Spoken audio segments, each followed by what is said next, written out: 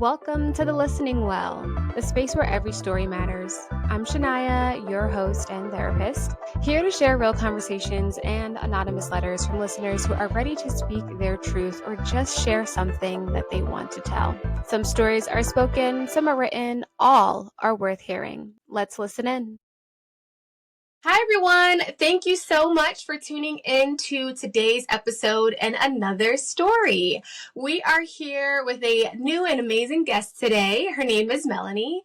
So, Melanie, I would love if you can share a bit about yourself and what drew you to reach out to join the pod today. Cool. Well, thank you for having me, first of all. And I'm just going to get this bit out of the way. I have never met anyone called Shania. And as soon as I saw your name, of course, I was singing, I feel like a woman. I just have to get that out of the way. You know, it was either going to happen somewhere in that interview. So let's just get it done now, girl. Yes. Okay. So as you can see, I'm crazy. I'm just what you see. You have a great personality.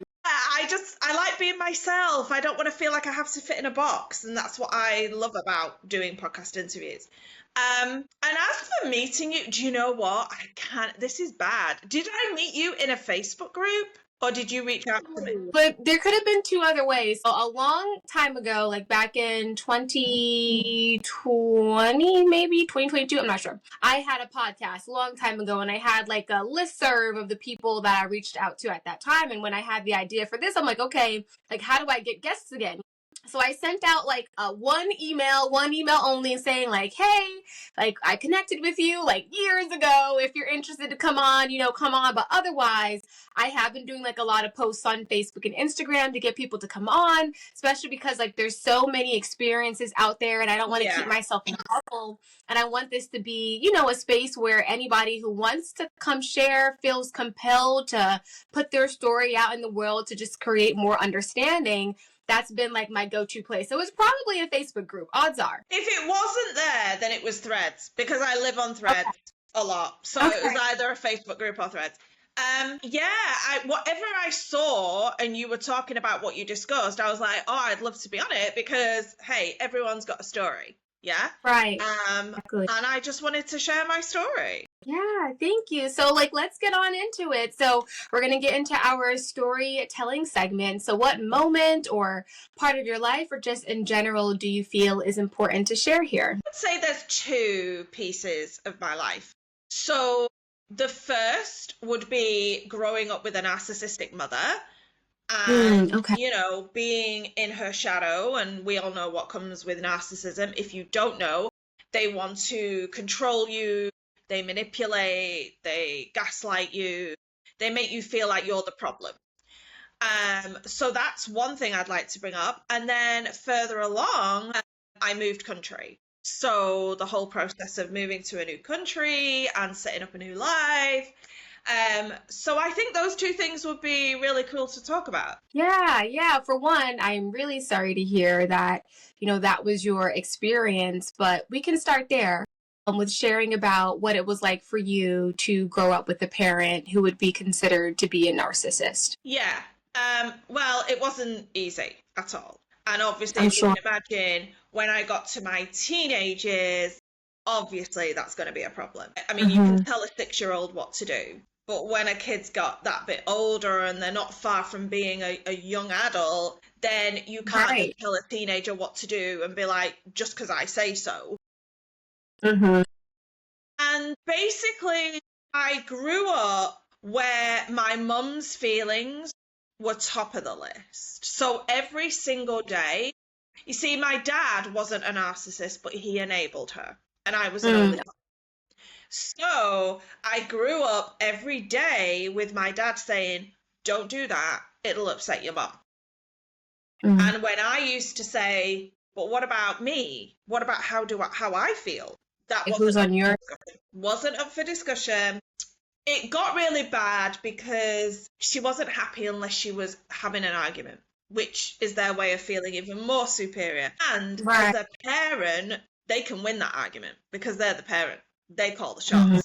So she loved arguing because she was going to win no matter what, because she was the parent. So it was difficult. It was a very difficult time. And it was only when I got into my teenage years that I realized just how bad it was. Because obviously growing up, I didn't know. You just don't know. And then when I got into my teenage years, yeah, I just knew things weren't good. And I spoke to my grandmother, who was my dad's mum. She had never said anything bad about my mum. Never. She wasn't like the interfering mother-in-law. She never did that. And I had a very close bond with my gran, and I went round to her one day, and I was just saying something that had happened in the house, and I was really upset. Like, I was crying my eyes out, and she just said, "Your mum's a narcissist." And she said, "I was hoping I would never have to have this conversation with you." Wow. Okay. Yeah. And she saw how upset I was, and she was like, "She does this to so many people. She does it all the time. It's her way of controlling everything." Mhm. And it got to a point where my gran let me go and live with her because it was that Okay. bad. She could see I was verging towards, like, going towards nervous breakdown material. And she was like, "I'm not going to watch that." And my gran used to be a nurse, so she knows the signs. It's not like she's steamrolling in on the family unit. Like, she was a nurse. Right. She knew what she was talking about. For you, what moment? How did it feel for you, like at such a young age and dealing with that for so long, to be validated by your grandmother? Like to know that, like, yeah, like this isn't normal. Like what I'm experiencing is bad, and what Do you should be know what happening? I have always said in that? Look, me and my gran had a bond from day one. Mm-hmm. Grateful that I had my gran, because here's what narcissists do. They're very well known for isolating you, and they Okay. wear masks. So there's one mask for the abuser and the other mask for the outside world. Right. If I hadn't have had my gran, I don't even want to know how my life would have turned out. It doesn't even bear thinking about. You've got to remember as well, when I was in my teens and I knew it wasn't right, look, teenagers can get a bad rap at the best of times, right? Yes. How can I word this? If I hadn't have had my gran, I would have had nobody to talk to. And the reason I say that is you don't know who you can trust. That's how narcissists make that out, because they put on all the charm and they're super nice so that no one's going to believe them. Right. They're really creating them like that. Exactly. And if I'd have said to someone that my mum does XY, they wouldn't have believed me. They would have viewed me as just this precocious teenager who's just stirring trouble. Yeah, she's attention seeking. Yeah, exactly. So I always knew I was up against that. I always knew that.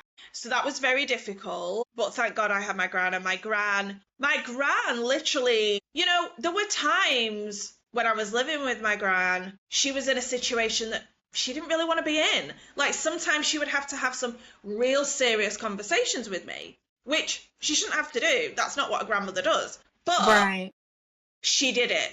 A lot of people could say, "Oh, she was your gran and she spoiled you."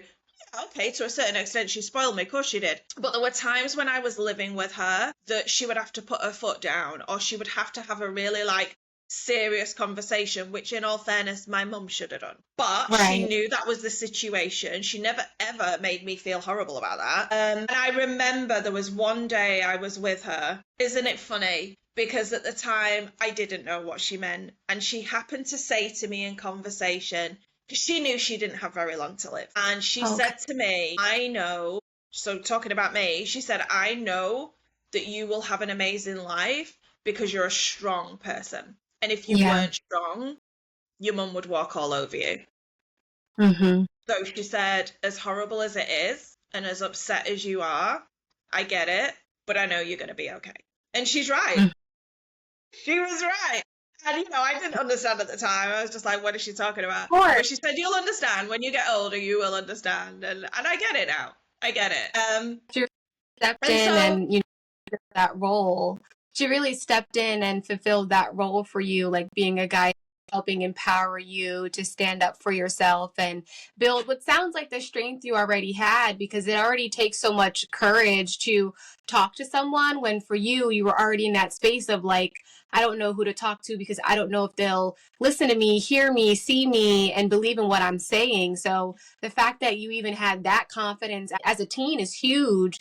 And it sounds like your grandma really came in, stepped in, and just uplifted that so much Yeah. more. You know, my gran taught me unconditional love because the whole situation with my mum was it was conditional. So Yeah. if I Right. did what she wanted, I was okay. If I didn't do it, and bearing in mind when you're a teenager, of course you're going to say there's things you don't agree with, or it's part of being a teenager, whether you're being snarky, sarcastic, or whatever. Like, that's part of being a teenager, right? And my gran taught me unconditional love. So going back to what I said, where she might have to have conversations that really she shouldn't have to, but that was our situation. She taught me unconditional love. Like, sometimes she might be telling me things that might be hard truths or something I might not particularly like, but she would always finish that statement on whatever she was telling me with, but you know that whatever you decide to do, whether you do what I'm telling you or not, I'm going to love you anyway. And I just didn't know that. I hadn't grown up with that.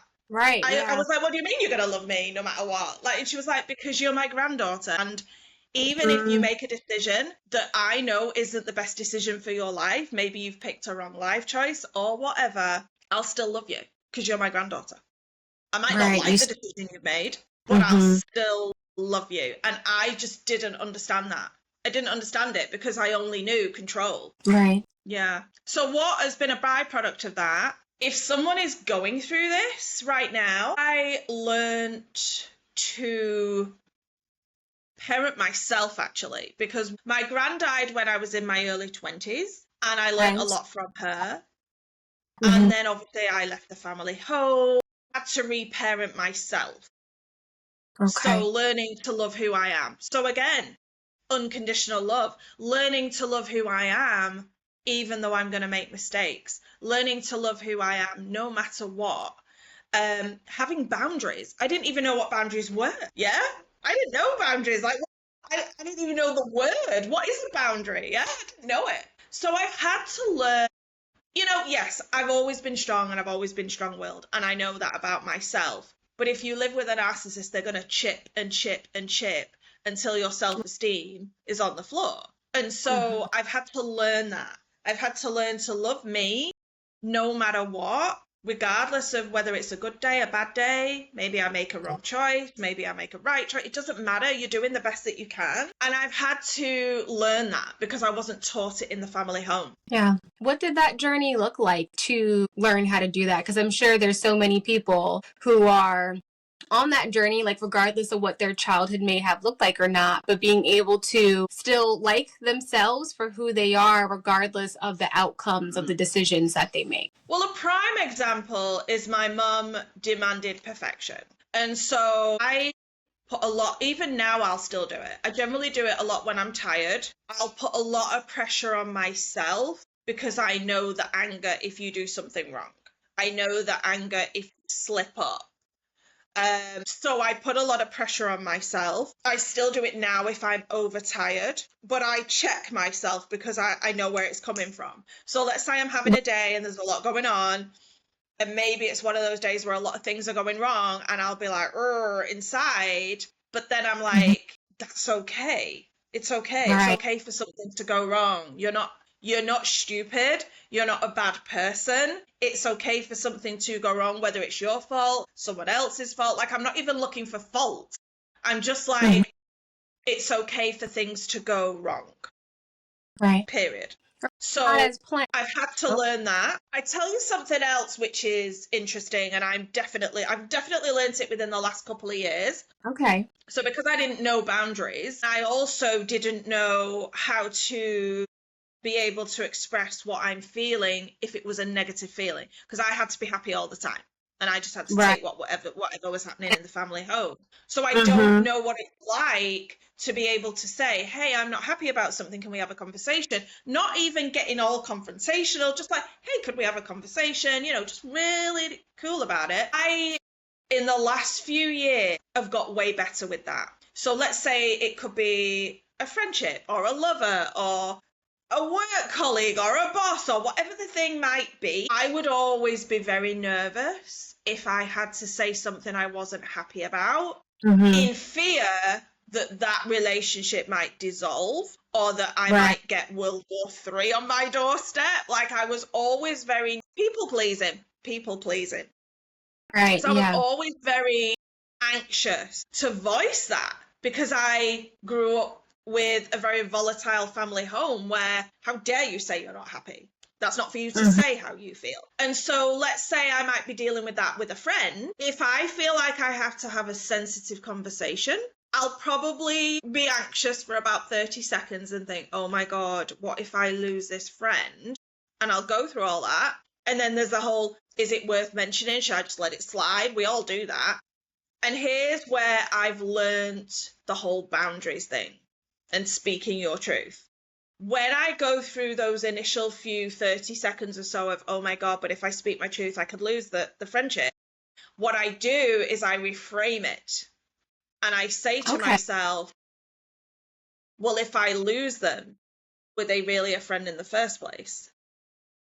Because if Right. you're Like if you're healthy emotionally and you've got healthy maturity about you, you're not even going to get defensive. Like, if a friend of mine was to say to me, hey Mel, I wasn't happy about blah, blah, blah, can we have a conversation? Like, I'm not going to come to that all guns blazing, like, how dare you say you're not, like, I'm not even coming at it from that viewpoint. I'm like, okay, a friend of mine isn't happy. Let's hear what they're not happy about, whether I agree with it or not. Like, I'm willing to have a conversation and hear their side of the argument. Okay? Anyone who wants to shut you down isn't either a friend or a lover. They're not being true to what they're trying to show you. So if you are anxious, you're performing. You're performing to keep the peace. And if you're doing that in any part of your life, you need to analyze that and say to yourself, why am I doing this? Why am I stepping on eggshells for fear of them being upset?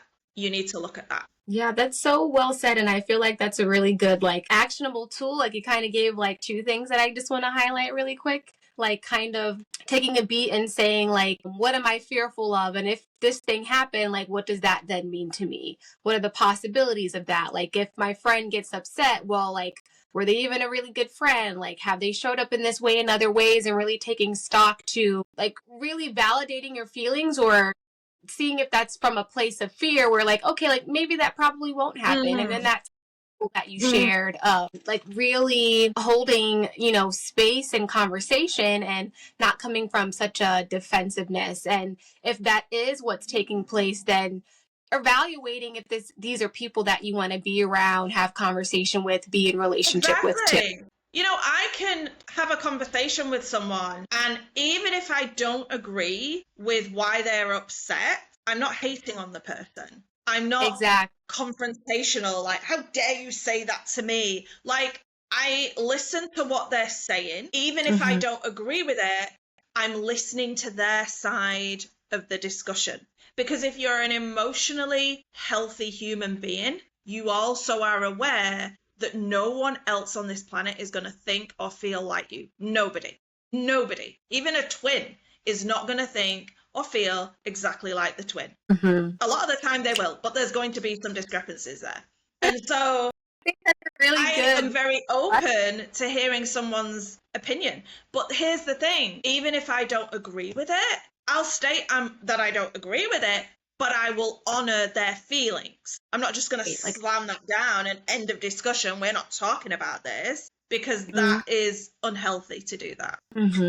I think that's so well said. And I hope that, listeners can really take away from that, especially kind of where things are in the climate, like in the United States. It's a little divided right now, and kind of like holding space for each other and saying, like, we can agree to disagree. I'm sure not all topics are agree to disagreeable, but like when it comes to like friends and families and things, and especially if it's a conversation that's not like a do or die, just being able to allow people to have their differences and know that, like, we're okay, like, we can keep on. Yeah.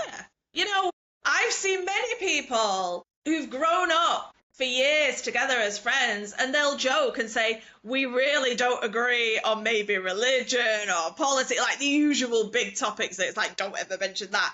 But they still value that friendship, even though they don't have that friend's belief system on whatever that topic may be, but they still respect that person. And that is what life is about. You don't have to believe everything that everyone else believes. That's impossible. It's not normal. But here's the thing.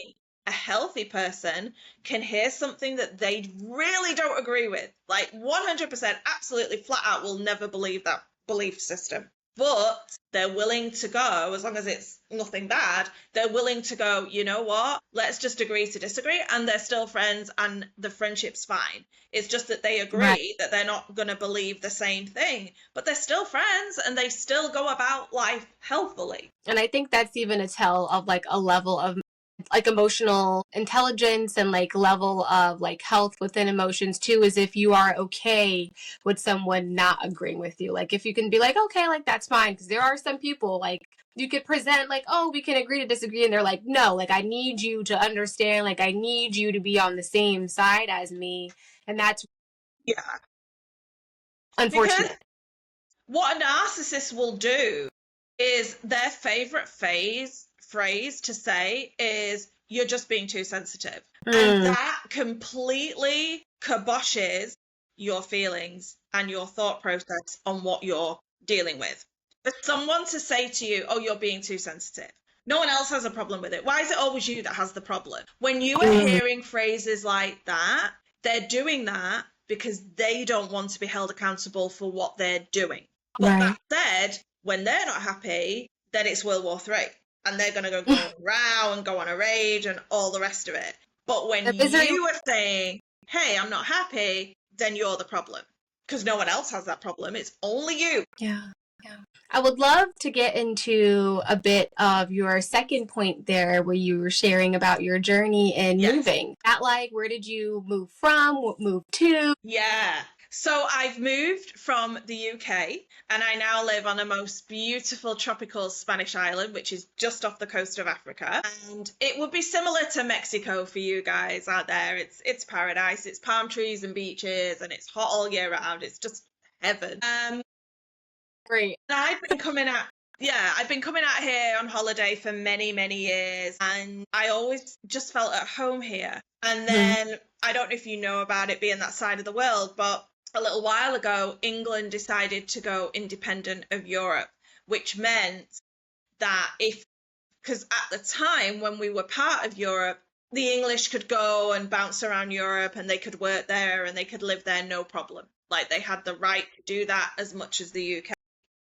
But obviously when they voted to go independent, then all that was going to go away.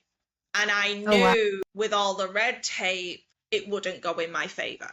And so I wasn't happy with my life in England. I just wasn't. And I had to make a real honest, conscious decision on what do I want to do. And I was nervous, like anyone would be. I told myself, you've a choice now. You either let your government decide your future and go along with it, even though you don't want to do that, or you go for your dream. And even if the dream doesn't work, you at least tried. Right, yeah. And here I am 7 years later. So I moved before I moved before the hammer went down. So I was legal out here. And I was just like, I'm just going to give it my best shot because that's all I can do. And I cannot imagine life any other way now. I really cannot. That's amazing. What does that process look like? I know like right now with so many things going on, like there are a lot of people who are considering going to other places from where they have been for such a long time. Do you have any like advice or just like an inkling of what the process could be? And I know you're on the other side, but I do think that it'll be helpful regardless. The Spanish, because obviously that's what I'm dealing with. Yeah. Spanish culture is very different. So, look, if you were going to go to Barcelona or Madrid, it's a different ballgame to where I am. I'm on a beautiful tropical island. You can't compare. The thing with the Spanish, you know, we're so used to sending emails or sending a quick message or that kind of thing. Here, the Spanish want to see you. So they want to see you. They want to have a little conversation. They want to see what you're about. And so I always knew that I would be good for what I did, which was standing outside restaurants and getting people to come in. They call it a PR. So I always knew I'd be great for that and get people in. I knew it because I have the gift of the gab and I'm good with people. So I knew it would be okay. There's no way I could have, well, I could if I wanted to, I suppose. People want to see you. So there's no point sending an email to a restaurant saying, hey, I'd love to be a PR, and go into a bit of a debate on that. Like, they're not bothered. They want you in front of them. They want to see you. They want to have a conversation with you. And let's face it, so many people want to do the same. Yeah. Restaurants and bars, having people ask all day, every day, please, can I work for you? So what a lot of them will do is ask you to do a trial shift, and they will know if you really can do what you're saying that you can do. Right. So what I want to say is, and also the Spanish are very different. The Spanish, everyone laughs, don't we, about the whole mañana vibe. There's mañana vibes out here. Nothing happens on time. There's no schedule. It's very easy breezy. That's their culture out here. And sometimes that can feel very frustrating, especially if you're dealing with red tape and you've got to get things done at a certain time and you know that they're just going to do it when they feel like it. That can feel very like, yeah. So as regards moving out here, I always knew I was going to be good because I love the Spanish, and I'd already done a season working on another Spanish island many, many years ago. So I knew their culture. Yeah. And my whole attitude was, and I say this to so many tourists, because so many tourists are like, I don't want to go home, I'd love to stay. And I always say to them, your best bet is to do a trial shift. I wish someone had said that to me when I was on holiday, because it's one thing to be on holiday somewhere, but as we know, it's a different ballgame to live somewhere. And I always say to people, you have to know in your heart you want to be there. And I'll tell you why. And this is about anywhere in the world. If you are like, oh yeah, I really want to live wherever, before you move, you will have this romanticized version of how it's going to be. Okay, of course you are. And you don't know what you don't know. Now, when you have a bad day in a foreign country, that's like a bad day where you were born times 100. Because you're away from family, you're away from friends, you're away from simple little things that are your like security blanket where you're born. And so a bad day just really escalates. And it is so much worse, right? And you're stressed and all the things that come with that. And so what I want to say to someone if they want to move country is you have to know you want to be there. Because if it's, I think I'd like to live there, you can't even go there. Like, if you're like, I think I'd like it, that's not the attitude. Because the first problematic day you have, you will be at that airport and you will go back to where you're from. You have to know that it's your journey and it's what you want to do. And what I do if I have a bad day is I'll go for a walk. I love to go for a walk, and I'll sit on a bench and I might be looking at the beaches or looking at a palm tree. And let's say I'm wound up about something because I'm really wanting people to be organized and they're not being organized and it's just causing chaos. And I'm like, wah! And so I'll sit on a bench and I'll be like, and then I look at what I'm looking at. I take a deep breath. I realize that I am the foreigner. They're not doing anything wrong. They're just being Spanish. And then I say to myself, you're looking at a palm tree. I'm from cities in England. I didn't grow up around palm trees. And I also know what comes with city living. So what I do is I say to myself when I'm really wound up and it all just feels too much, I say to myself, you're where you want to be. The sun's shining. You're looking at palm trees. Your life is relaxed. You're not worried about getting stabbed in a dark alleyway. Right? You haven't got all the gun problems. You haven't got all the gangs going on. Like, you are safe to walk the street.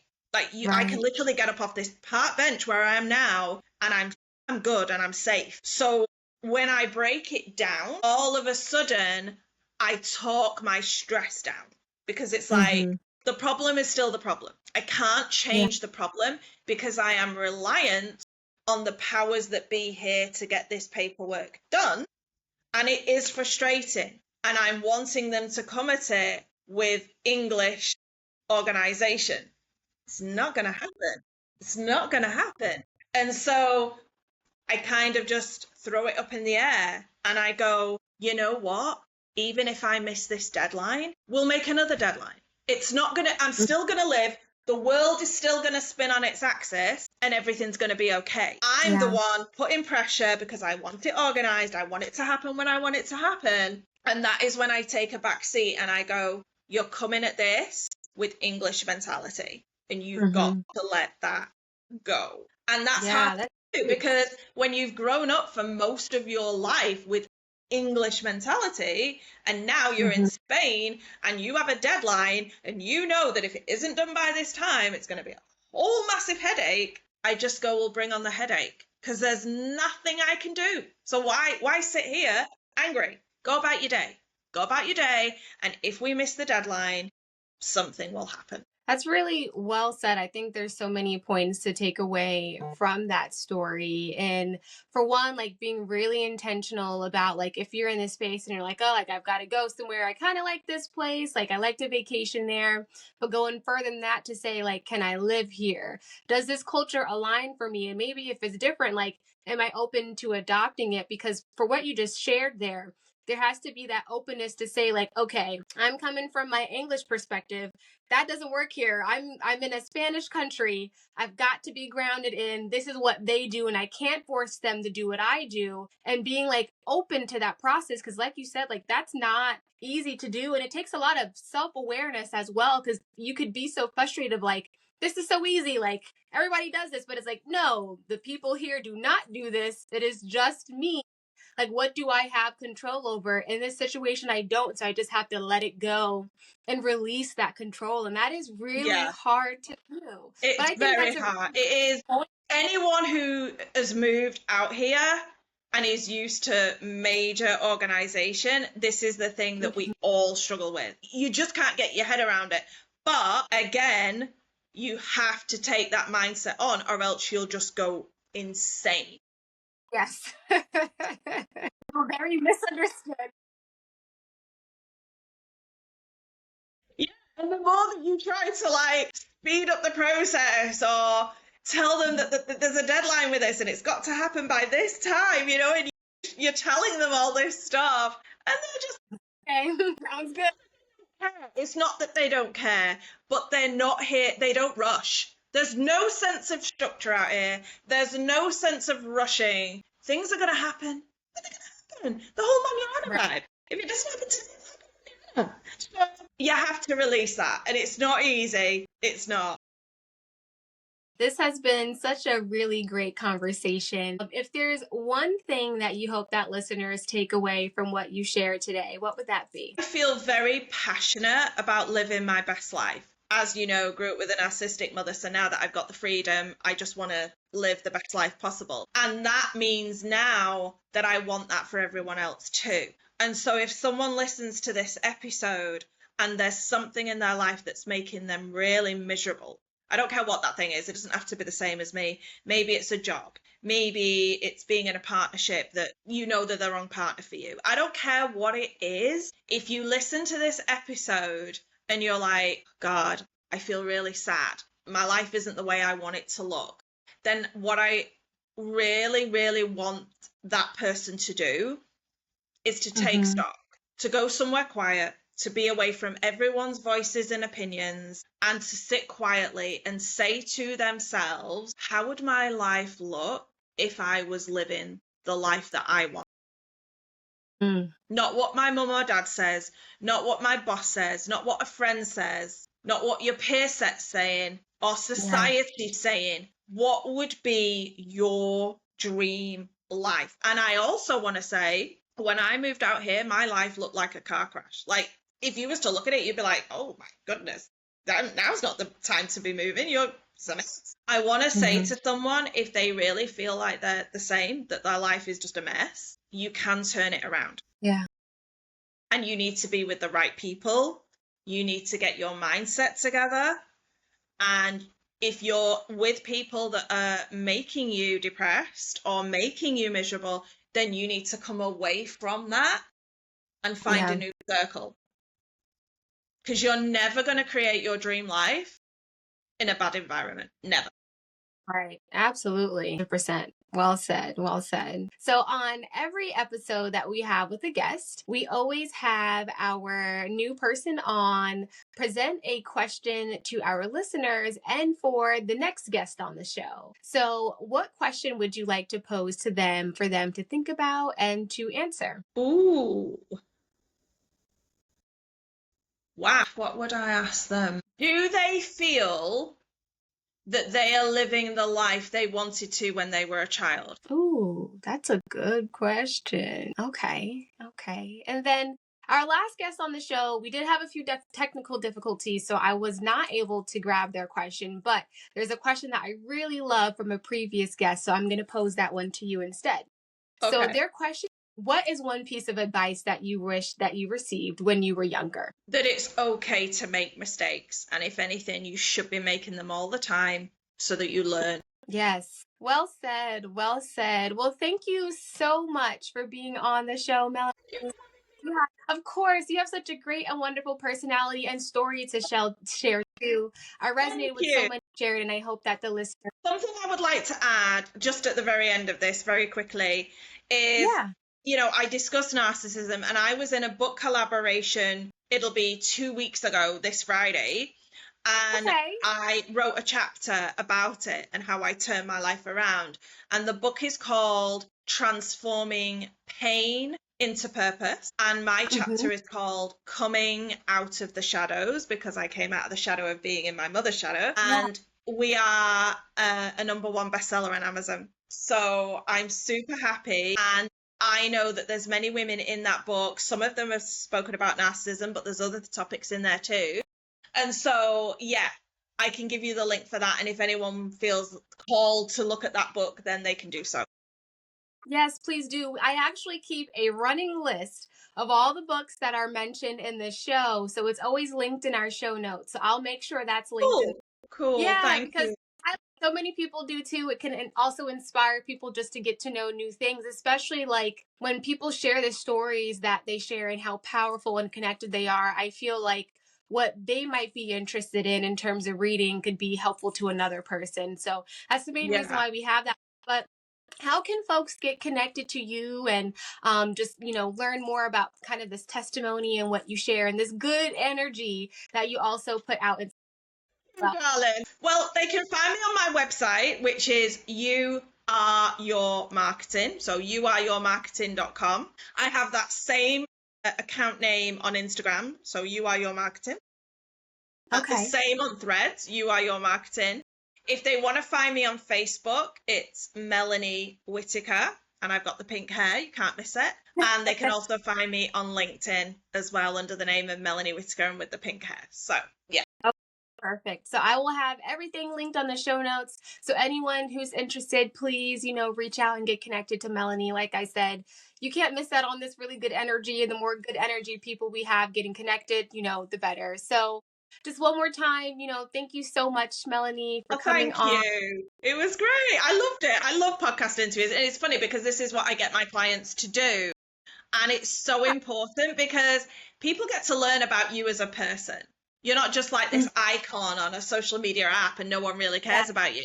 With podcast interviews, it's so much fun. You get to be yourself. I love it. So thanks for having me. Absolutely. And thank you, everyone, our listeners, for tuning into today's episode. And I look forward to your reflections. Hi, everyone. As you know, we are at the reflection segment of today's episode. It was so great having Melanie on. I hope that you guys were able to feel the good energy that she has. There's not that many people in this world, I feel, that just have energy that radiates. And I feel like in thinking about that, we can come from a place of empathy and just holding space for where other people come from. Because I'm sure, hearing Melanie and seeing her confidence and the way that she presents herself, that you would never think that she comes from a childhood where she experienced a lot of what sounds like emotional and mental abuse from her mother, who would be considered a narcissist. I will be linking the book that she shared. I of course, love sharing books that are out there, but especially books that involve personal stories. Because as you know, that's the entire point of this podcast, is being able to share personal stories.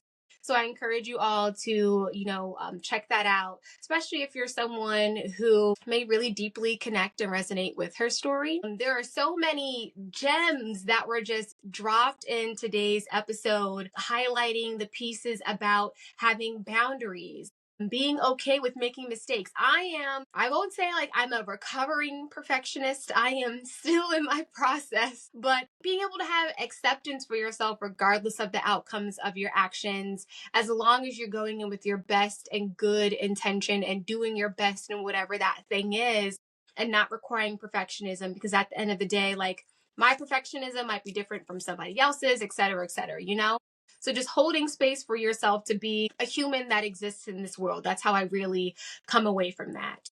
And then her other pieces on like taking stock, I think that's huge. When you're in a space of uncertainty, not being sure of how you feel about who you are, the people that you're around, the life that you're living, taking stock and asking yourself, like, what would things look like if I was living the life that I want? Like, what a good question.